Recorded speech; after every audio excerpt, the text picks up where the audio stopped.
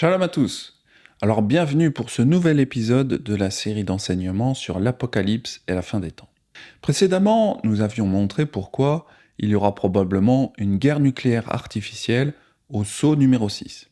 Le but de cette guerre est de convaincre les gens d'adhérer à un ordre mondial unique et une religion mondiale unique, afin d'éviter une nouvelle guerre nucléaire. Apocalypse chapitre 8 nous dit que lorsque le sceau numéro 7 sera ouvert, il y aura un silence dans le ciel pendant environ une demi-heure. Quand il ouvrit le 7e sceau, il y eut dans le ciel un silence d'environ une demi-heure. Alors, combien de temps dure une demi-heure de façon prophétique ? Eh bien, il y a 3 possibilités. La première est que cela durera littéralement une demi-heure. C'est hautement improbable, car les retombées nucléaires ne seront même pas stabilisées dans ce laps de temps. Une autre possibilité est d'appliquer le principe que Yahweh a utilisé avec Ézéchiel, selon lequel un jour prophétique représente une année. Quand tu auras achevé ces jours, couche-toi sur le côté droit, et tu porteras l'iniquité de la maison de Juda pendant 40 jours. Je t'impose un jour pour chaque année. Comme il y a 24 heures dans une journée, il y a 48 demi-heures par jour. Si nous divisons 365 jours par 48, nous constatons que ce scénario ne donne que 7,6 jours. Ce n'est pas assez de temps pour que les retombées se stabilisent, et encore moins de temps pour mettre en place un gouvernement mondial doté d'un pouvoir consolidé. Il semble plus sage d'appliquer le principe dont parle Képha, Pierre, selon lequel un jour prophétique peut être égal à 1000 ans. Mais il est une chose bien aimée que vous ne devez pas ignorer, c'est que devant Yahweh, un jour est comme 1000 ans, et 1000 ans sont comme un jour. Selon ce principe, lorsque l'on divise 1000 ans par 48 demi-heures, on obtient 20,83 années. Cela donne environ 21 ans. Cette durée semble raisonnable pour qu'un gouvernement mondial puisse s'établir, se consolider et étendre son emprise sur le pouvoir, et aussi endoctriner une nouvelle génération d'enfants pour leur faire croire qu'il n'y a qu'une seule solution pour empêcher d'avoir une autre guerre nucléaire. La solution étant de faire un nouvel ordre mondial et une religion mondiale pour imposer la paix. Ainsi, toute personne qui n'est pas athée ou qui croit en autre chose qu'une seule religion mondiale serait considérée comme une menace pour la paix mondiale. Si une nouvelle génération d'enfants était élevée avec cette croyance, il serait beaucoup plus facile pour un nouvel ordre mondial de persécuter les croyants pendant la période des tribulations de Jacob, c'est-à-dire la seconde moitié de la tribulation. Malheur, car ce jour est grand, et il n'y en a pas de semblable. C'est un temps d'affliction pour Jacob, et cependant, il en sera délivré. Durant la demi-heure de silence, 7 anges recevront 7 trompettes. Puis un autre ange jettera un encensoir sur la terre, et il y aura du bruit, du tonnerre, des éclairs et un tremblement de terre, qui signifie sans doute un autre bouleversement sociétal. Et je vis les 7 anges qui se tenaient devant Elohim, et 7 trompettes leur fut donnée. Et un autre ange vint, et il se tint sur l'autel, ayant un encensoir d'or. On lui donna beaucoup de parfums, afin qu'il les offrît avec la prière de tous les saints sur l'autel d'or qui est devant le trône. La fumée des parfums monta avec les prières des saints de la main de l'ange devant Elohim. Et l'ange prit l'encensoir, le remplit du feu de l'autel, et le jeta sur la terre. Et il y eut des voix, des tonnerres, des éclairs et un tremblement de terre. Et les 7 anges qui avaient les 7 trompettes se préparèrent à en sonner. À la première trompette, il y a de la grêle et du feu mêlé de sang. Un tiers de tous les arbres sont brûlés, et un tiers de toute l'herbe verte est brûlée. Le premier sonna de la trompette, et il y eut de la grêle et du feu mêlé de sang, qui furent jetés sur la terre. Et le tiers de la terre fut brûlé, et le tiers des arbres fut brûlé, et toute herbe verte fut brûlée. Alors, le manuscrit de la Peshitta dit de la grêle et du feu mêlé à l'eau. Et du coup, certains pensent qu'il s'agit d'une comète frappant la Terre, parce que la plupart des comètes sont constituées de glace et de roches. Cependant, cela reste à voir, parce que le livre de l'Apocalypse est une vision. Un accomplissement spirituel semble plus probable.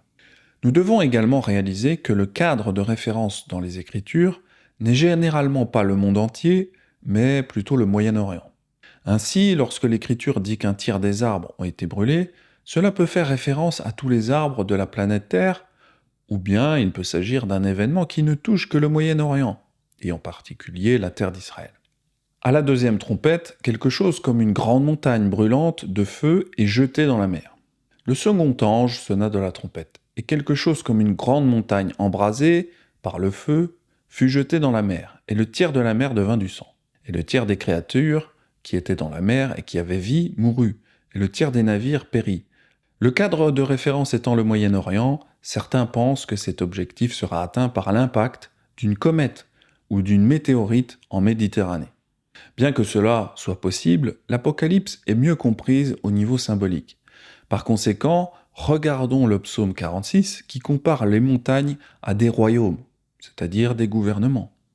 C'est pourquoi nous ne craindrons point quand on remuera la terre et que les montagnes se renverseraient dans la mer. Des nations s'agitent, des royaumes s'ébranlent, il fait entendre sa voix, la terre se fond d'épouvante. Apocalypse chapitre 17 nous dit également que l'eau peut représenter des peuples, des multitudes, des nations et des langues. Et il me dit, les eaux que tu as vues, sur lesquelles la prostituée est assise, ce sont des peuples, des foules, des nations et des langues. L'Apocalypse parle d'une époque de bouleversements sociétaux considérables. Si les montagnes représentent les gouvernements et l'eau représente les gens, alors quand quelque chose comme une grande montagne est jetée dans la mer, cela pourrait signifier qu'un grand gouvernement s'effondrera, et peut-être qu'un tiers de la population sera blessé. À la troisième trompette, une grande étoile du ciel, ardente comme un flambeau, tombe sur un tiers des rivières et des sources. Le nom de cette étoile s'appelle Absinthe. Cela rend les eaux amères, de sorte que de nombreux hommes meurent à cause de l'eau.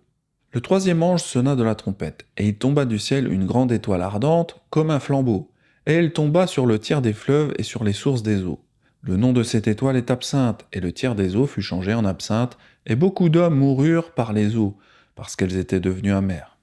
Cela pourrait évidemment faire référence à une étoile littérale qui tombe du ciel et rend amère un tiers des eaux. Cependant, comme l'Apocalypse est une vision, ce qui a le plus de sens est que les rivières et les sources d'eau font en fait référence aux doctrines de l'Église chrétienne et aux esprits qui coulent dans ces assemblées. Lorsque ces eaux deviennent amères, un tiers des hommes perdent la foi. Ça veut dire la mort spirituelle. En nous souvenant que Yeshua a été sacrifié sur un arbre ou un poteau, regardons Exode 15 où un arbre a été jeté dans les eaux amères. L'eau peut représenter beaucoup de choses, mais ici elle représente des esprits amers. Le symbolisme pourrait être que le sacrifice de Yeshua rend l'esprit plus doux. Moïse fit partir Israël de la mer Rouge. Ils prirent la direction du désert de Chour, et après 3 journées de marche dans le désert, ils ne trouvèrent point d'eau. Ils arrivèrent à Mara, mais ils ne purent pas boire l'eau de Mara parce qu'elle était amère. C'est pourquoi ce lieu fut appelé Mara. Le peuple murmura contre Moïse en disant « Que boirons-nous » Moïse cria à Yahweh, et Yahweh lui indiqua un bois qu'il jeta dans l'eau. Et l'eau devint douce. Ce fut là que Yahweh donna au peuple des lois et des ordonnances, et ce fut là qu'il le mit à l'épreuve. Si le fait de croire en Yeshua peut rendre les eaux de notre esprit plus douces, alors l'inverse devrait également être vrai. Se détourner de Yeshua devrait rendre les eaux de notre esprit à nouveau amères, conduisant à la mort spirituelle. Cela pourrait se produire dans le cadre d'une religion mondiale unique, et comme nous l'avons vu plus tôt, le pape et les musulmans ont déjà convenu qu'il n'est pas nécessaire de croire en Yeshua pour être sauvé. Quand Apocalypse chapitre 8 dit que les hommes mourront après la troisième trompette, cela peut signifier qu'ils mourront spirituellement, quand ils se détourneront de Yeshua et embrasseront la religion mondiale unique. À la trompette numéro 4, un tiers du soleil, de la lune et des étoiles sont frappés.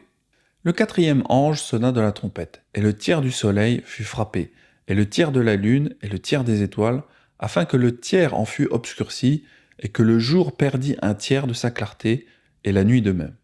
Je regardais, et j'entendis un aigle qui volait au milieu du ciel, disant d'une voix forte, « Malheur, malheur, malheur aux habitants de la terre à cause des autres sons de la trompette des 3 anges qui vont sonner. » Le soleil fait probablement référence à Yeshua et au christianisme. La lune fait probablement référence à la Torah et au judaïsme. Dans ce contexte, les étoiles peuvent faire référence aux musulmans qui sont aussi la postérité d'Abraham. Yahweh a dit à Abraham que sa postérité serait comme les étoiles du ciel et le sable du bord de la mer. Je te bénirai et je multiplierai ta postérité comme les étoiles du ciel et comme le sable qui est sur le bord de la mer. Et ta postérité possédera la porte de ses ennemis.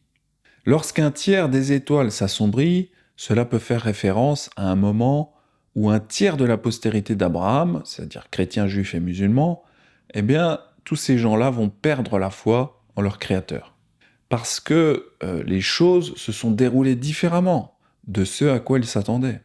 Yahweh est un père aimant. Il essaye d'amener ses enfants déchus à revenir à lui, en commençant doucement, puis en augmentant petit à petit avec plus de discipline. Bien entendu, la plupart des hommes ont le cœur dur et ne se repentiront pas. Voilà, cet enseignement sur les 4 premières trompettes de l'Apocalypse est terminé. C'était un enseignement de Norman Willis appelé The First Four Trumpets. Quant à moi, je vous dis à très bientôt pour de futurs enseignements nazaréens, si Yahweh me le permet. C'était Benjamin, shalom à tous.